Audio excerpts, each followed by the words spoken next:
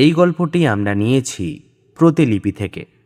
আপনারা চাইলে লেখিকাকে তার প্রতিলিপি প্রোফাইলে ফলো করে সহযোগিতা করতে পারেন। ডেসক্রিপশানে লেখিকার প্রতিলিপি প্রোফাইলের লিঙ্ক দেওয়া রইল। নমস্কার। উপসংহারের পক্ষ থেকে আজকের বিশেষ নিবেদন শ্রাবণী সোমযশের পরিণয় কথা, আজ দ্বিতীয় ও শেষ পর্ব।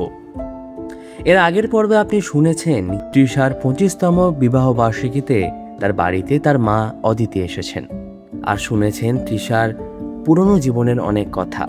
শুনেছেন তৃষার কলেজ লাইফ, তার বাবা মার সাথে সমস্যা, পাত্রপক্ষের সাথে ঘটা সেই ঘটনা এবং আরও অনেক কিছু।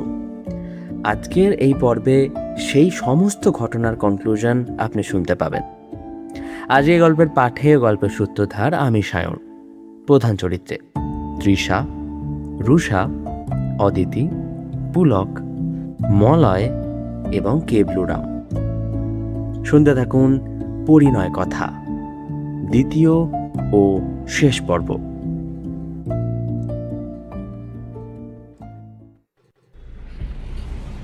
ইউনিভার্সিটির বাস ধরবে বলে কলেজ মোড়ে দাঁড়িয়েই দেখে উল্টো ফুটে সেই কেবলুরাম। ঠিক দেখেছে কিনা বোঝার আগেই কেবলুরাম রাস্তা পেরিয়ে ওর পাশে। জানতে চায়, আপনি এখানে? সেই এক মুখ হাসি। আমার এক মামা থাকেন এ পাড়ায়, চাকরি পাবার পর থেকে ওনার কাছেই থাকি। এখান থেকে বাস ধরি কলেজ যাবার জন্যে বেশিরভাগ দিনই, তবে আরও পরে। আজ আসলে ফার্স্ট পিরিয়ডটা আমাকেই নিতে হতো। এ কথা সে কথার মাঝেই ইউনিভার্সিটির বাস এসে যায়। সেই শুরু। এরপর থেকেই দেখা হতেই থাকলো, আর সুযোগ পেলেই দেখা করতো ওরা দুজনে লুকিয়ে চুরিয়ে। ক্লাস ডুব মেরে সিনেমা দেখা, তাও হলের আলো নেভার পর, আর বেরিয়েও আসতো টুক করে সিনেমা শেষ হওয়ার আগে। কখনো বা গোলাপবাগের মাঠে চোরা কাটার গোড়া চিবাতে চিবাতে সারা দুপুর বকম বকম করা। আবার কখনো জন্মদিন বা বিশেষ উৎসবে প্রান্তিকের পর্দা ফেলা কেবিনে মোগলাই খাওয়ার ছলে হাতটা ধরা। আর ছিল পাতার পর পাতা চিঠির আদান প্রদান। তখন তো আজকের মতো প্রেম এত সহজ ছিল না। অনেক কাঠ খড় পুড়িয়ে তবে সুযোগ মিলত। অনেক নিষেধের বেড়া ডিঙিয়ে কখনো সখনো হয়তো পাওয়া যেত কোনো দুর্লভ মুহূর্ত। অভিভাবকেরা মোটেই স্বচ্ছন্দ বোধ করতেন না ছেলে মেয়ের প্রেম ভালোবাসা নিয়ে। এখন তো ঘটি, বাঙাল, বামুন, কায়স্থ এইসব নিয়ে কেউ আর তেমন মাথা ঘামায় না। হাতের ওপর আলতো চাপে চোখ খুলে দেখে পলাশ উৎসুক হয়ে তাকিয়ে আছে। তৃষা বলে, এ কি কফি খাবে বললে যে? স্টেশনেই চলে এলে তো। মাথা ঝাঁকিয়ে পলাশ বলে, খাবো না কোথায় বললাম? দেখলাম টায়ার্ড আছো, প্ল্যাটফর্মে খেয়ে নেবো, চলো। তৃষা এবার রাতুলের সাথেই পেছনের সিটে গিয়ে বসল। রাতুলের গায়ের গন্ধে মন ভালো হয়ে যায়। রাতুল হবার পর পরিপূর্ণ তৃষা। ছেলেকে কাছে পেয়ে যেন এক আলাদা তৃপ্তি অনুভব করে, অথচ একসময় ভেবেছিল বিয়েই করবে না কখনো। চন্দননগর যাবার মাস তিনেক পরেই রুষার বিয়ে হয়ে গিয়েছিল। একটা লেডিস হোস্টেলে থাকতো তৃষা। বাবা এসে দেখা করে গেলেও তৃষা সেই যে গেছিল একেবারে রুষার বিয়েতে এসেছিল। তখনই মা জানিয়েছিল, এটা তো শ্রাবণ মাস, এই অঘ্রাণে তোর বিয়ের তারিখ ঠিক হয়েছে তিরু। মনে হয়েছিল হাতে পায়ে শিকল বেঁধে কেউ যেন টেনে নিয়ে চলেছে গভীর খাদে ফেলে দেবে বলে। বোবা কান্নায় মনটা ভিজে গিয়েছিল। মুখে হাসি ফুটিয়ে বোনের বিয়েতে সামিল হয়েছিল। বরকনে বিদায়ের সময় লুকোনো কান্নাটা সব আড়াল ভেঙে বেরিয়ে আসার পথ খুঁজে পেয়েছিল। রুষা অষ্টমঙ্গলায় আসার আগেই সুযোগ খুঁজে সে ছুটে গিয়েছিল মনের মানুষটার কাছে। আকুল হয়ে বলেছিল, চলো না, আমরা পালিয়ে যাই অনেক দূরে কোথাও, যেখানে কেউ চেনে না আমাদের, যেখানে কারোর বই যায় না কে এদেশি আর কে ওদেশি বলে। কিন্তু আশাহত হয়েছিল সে। চুরি করতে পারবো না তৃষা, তুমি যদি চাও কথা বলবো তোমার বাবার সাথে, তোমার জন্য শত অপমানও মাথা পেতে মেনে নেব, কিন্তু তোমার গায়ে কালি আমি লাগতে দিই কি করে বলো? তৃষা জানতো কোনো লাভই হবে না কথা বলে, বরং অপমানিত হতে হবে। থাকো তুমি তোমার আদর্শ নিয়ে। একরাশ অভিমান নিয়ে চলে এসেছিল সেদিন। নাতিকে দেখে মায়ের বয়স যেন 10 বছর কমে গেল। এই পাটিসাপটা আনে তো এই লুচি করতে ব্যস্ত। তৃষার কোনো কথাই যেন আর কানে নেয় না রাতুল বা অদিতি কেউই। দুটিতে জমেছেও বেশ, নানা রকম প্ল্যান চলছে তাদের। পলাশ তো বলেই দিয়েছে, আমার 2 গার্জেন এসে গিয়েছে, 3য় জন এলে আমি পুরো ফ্রি, শুধু বিশ্রাম। রুষারা কাল নামবে সিটি সেন্টারে। শিলিগুড়ি থেকে দুর্গাপুর অবধি ডাইরেক্ট ট্রেন নেই বলে ওরা বাসেই আসবে ঠিক করেছে। বাকি আত্মীয় স্বজন সবাই 5 তারিখে আসবে। ওদের কিছু কমন বন্ধু, দুজনের কিছু কলিগ আর রাতুলের কিছু বন্ধু, বন্ধুর বাবা মা, সবাইকে নিয়ে একটা ছোট গেট টুগেদার। রাতুলের পছন্দেই পিয়ারলেস ইনে ব্যবস্থা হয়েছে। দিনটা এসেই গেল খুশির ডালি সাজিয়ে। রুষা, মলয়, আদরের তিস্তা, সমীর, পূর্বা, ওদের মেয়ে সম্পূর্ণা সবাই এসেছে। অদিতির আনন্দের আজ সীমা নেই। শুধু পুলক যদি থাকতো সর্বাঙ্গ সুন্দর হতো। তৃষার সুখী মুখখানা দেখে মনটা ভরে যায় অদিতির। একসময় কত তিরস্কারই না করেছেন মেয়েটাকে। মা হবার অনেক জ্বালা। স্নেহের স্বভাবই এই, অকারণেই অমঙ্গল আশঙ্কা করে। ওর বিয়ের দিন ভোর থেকেই নহবত বসেছিল। গোটা বাড়ি সেজে উঠেছিল ফুলে আর আলোয়।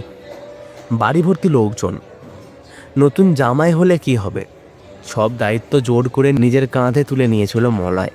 খুব হাসি খুশি আর প্রাণবন্ত ছেলে। বলতে গেলে রুষা আর মলয় সামলেছিল বিয়ের সব কিছু।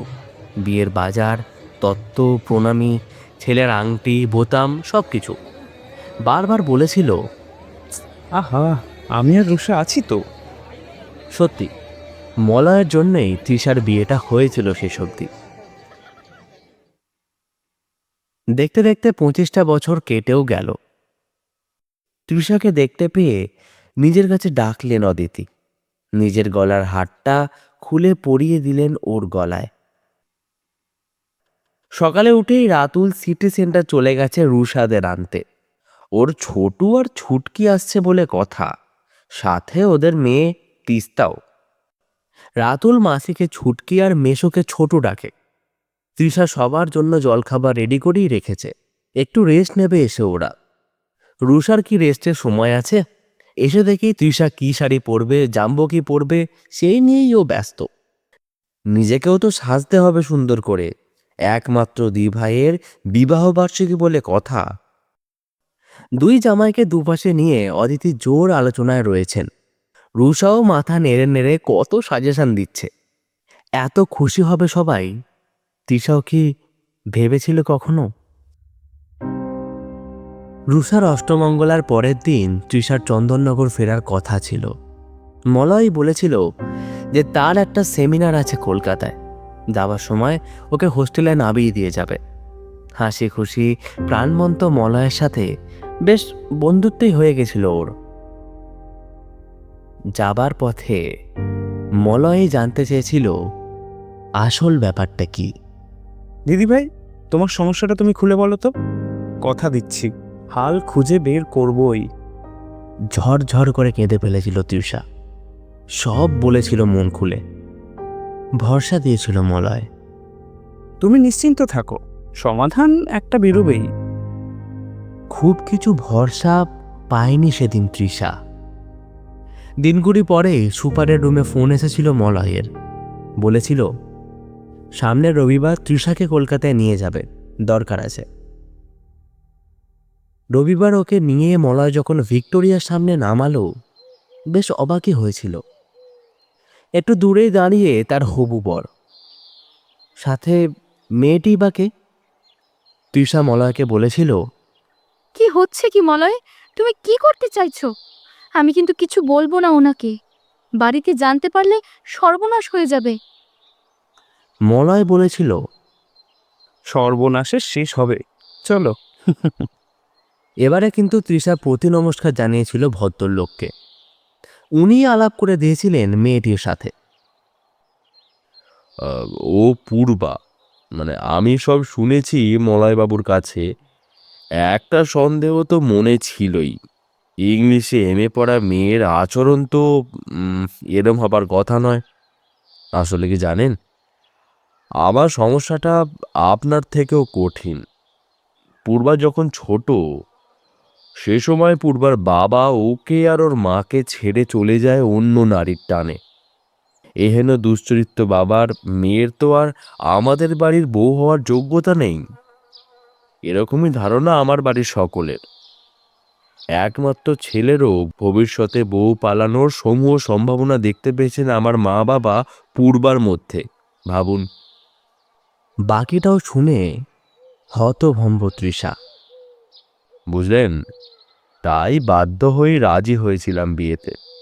অবশ্য বলেই দিয়েছিলাম, প্রথমে যে মেয়েকে দেখতে নিয়ে যাবে তার সাথেই বিয়ে হবে, নয়তো বিয়েই করব না। তাই আর কি। হঠাৎ পেছন থেকে তৃষার চোখ দুটো কেউ চেপে ধরতেই ধক করে উঠেছিল বুকটা।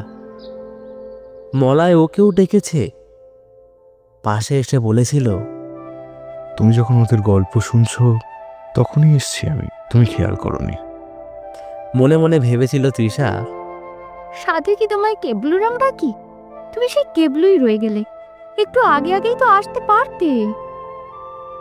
এরপর কাকে কি করতে হবে মলয় সবিস্তারে সবাইকেই বুঝিয়ে দিয়েছিল।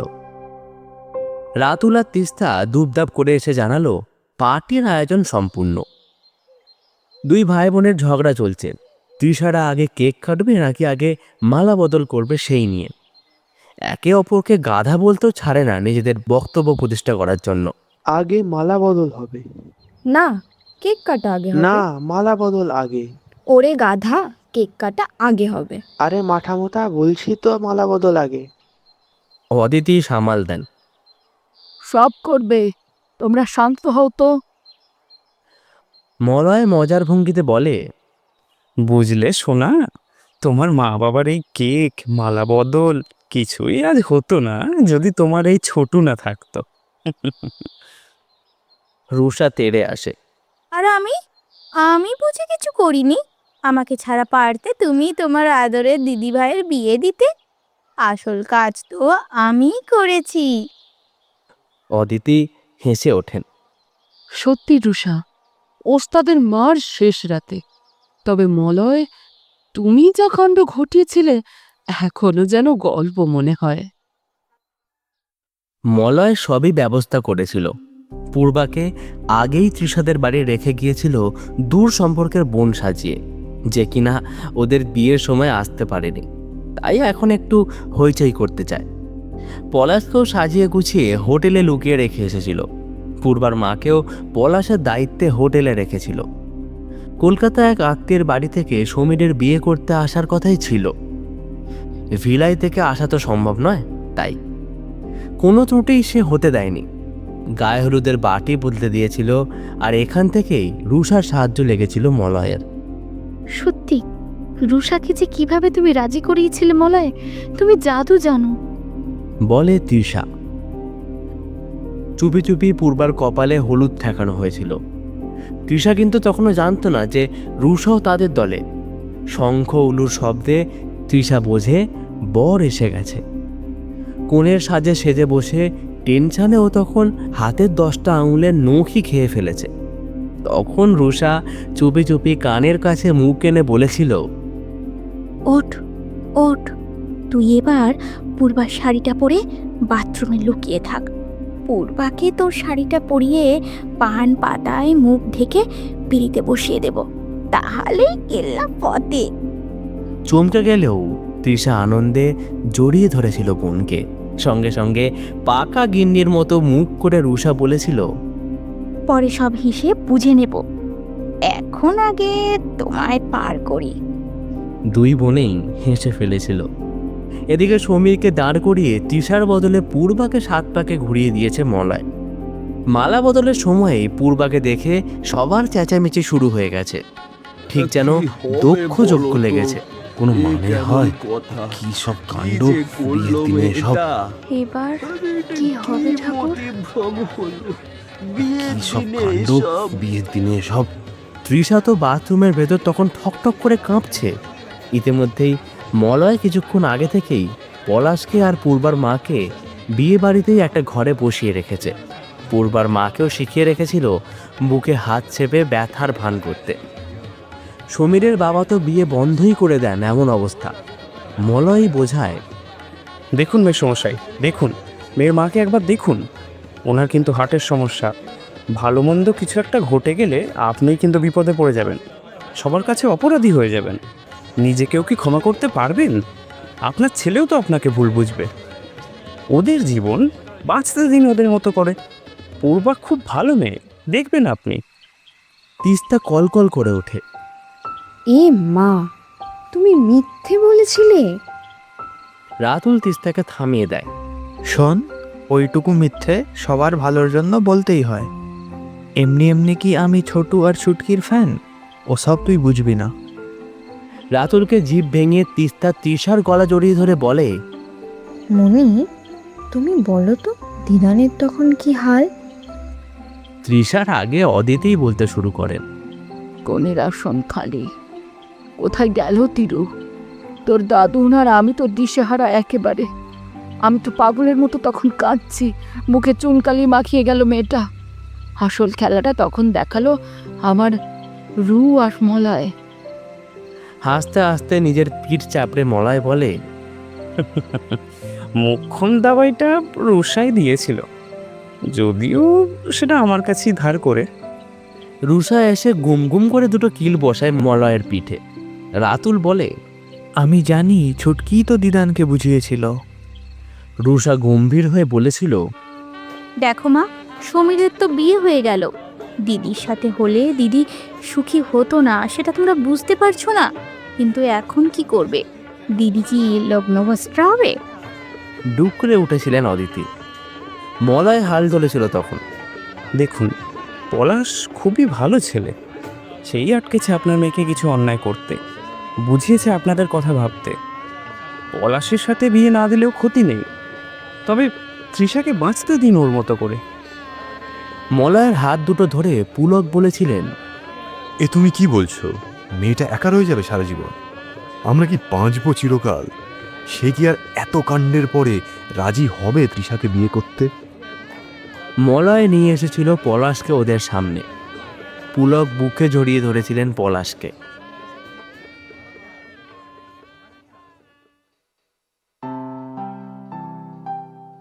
বেশ হইচই করেই পালন হলো তৃষা পলাশের 25তম বিবাহ বার্ষিকী। সবাই এসেছিল। সব থেকে ভালো লেগেছিল তৃষার সুমির আর পূর্বাকে দেখে। ওদের মেয়ে সম্পূর্ণ এসেছিল। রাতুল, তিস্তা, সম্পূর্ণা তিনজনে মিলে খুব গেছে। সারা রাত 3টেতে মাতিয়ে রেখেছিল সবাইকে, কাউকে ঘুমাতে দেয়নি। গান গাইছিল তিস্তা।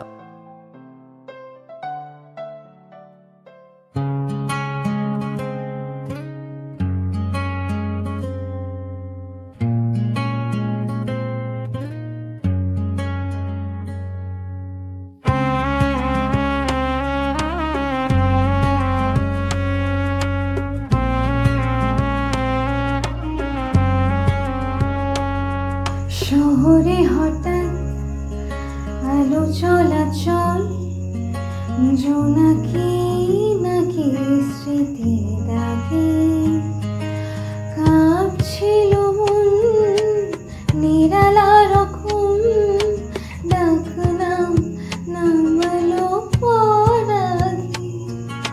কি হারায় ইশারা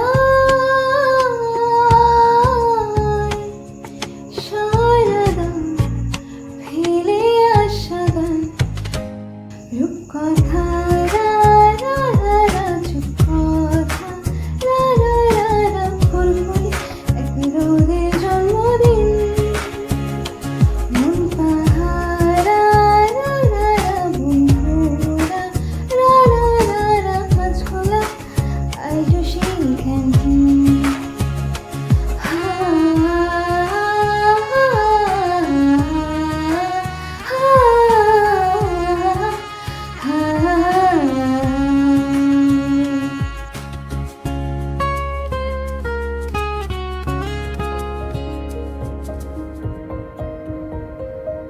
পরের দিন সকালেই পূর্বারা চলে গেল।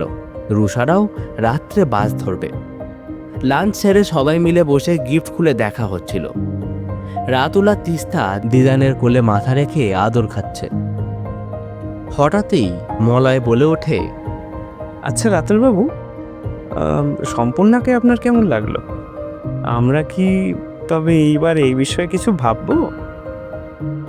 তৃষা, পলাশ, রুষা, অদিতি, রাতুল, তিস্তা সবাই সমস্যারে বলে ওঠে, প্লিজ আর ঘটকালি না। হো হো করে হেসে উঠল সবাই।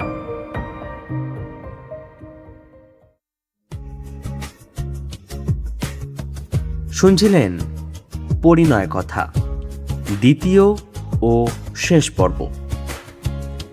দুটি পর্ব ধরে নিবেদিত এই গল্পটি আশা করছি আপনাদের ভালো লেগেছে। তাহলে আর একবার মনে করিয়ে দিই কে কোন চরিত্রে অভিনয় করেছে এই গল্পে। স্টেশনের 3টি অচেনা মেয়ে, শ্রেয়া, হিনা এবং দিশা। রুষা, পৌতুষা। পলাশ ও ক্যাবলারাম, প্রীতম। তৃষা ও অদিতি, পিয়ালি। ঠাম্মি ও তৃষার হবু বর, সায়ন। শ্রমিক, অর্কপ্রভ। রাতুল, সর্বাদৃত। পুলক, স্বর্ণাঙ্গ। মলয়, শিবজ্যোতি। তিস্তা, অদিতি। কোরাসে সহযোগিতা করেছে শ্রেয়া, হিনা, অদিতি, অর্কপ্রভ, সায়ন এবং সর্বাদৃত। শব্দগ্রহণ, ধ্বনি পরিকল্পনা, আবহ সঙ্গীত, পোস্টার ডিজাইন, অ্যানিমেশন এবং সমগ্র পরিচালনায় আমি সায়ন। শেষের গানটি গেয়েছে অদিতি। দুটি পর্বে প্রকাশিত এই নিবেদনটিকে এতটা সাপোর্ট করার জন্য অসংখ্য ধন্যবাদ। আমরা কথা দিচ্ছি আগামী দিনে আরও ভালো, আরও রোমাঞ্চকর গল্প নিয়ে হাজির হব এই চ্যানেলে। ততদিন হাসতে থাকুন, বাঁচতে থাকুন আর শুনতে থাকুন টিম উপসংহারকে। ধন্যবাদ।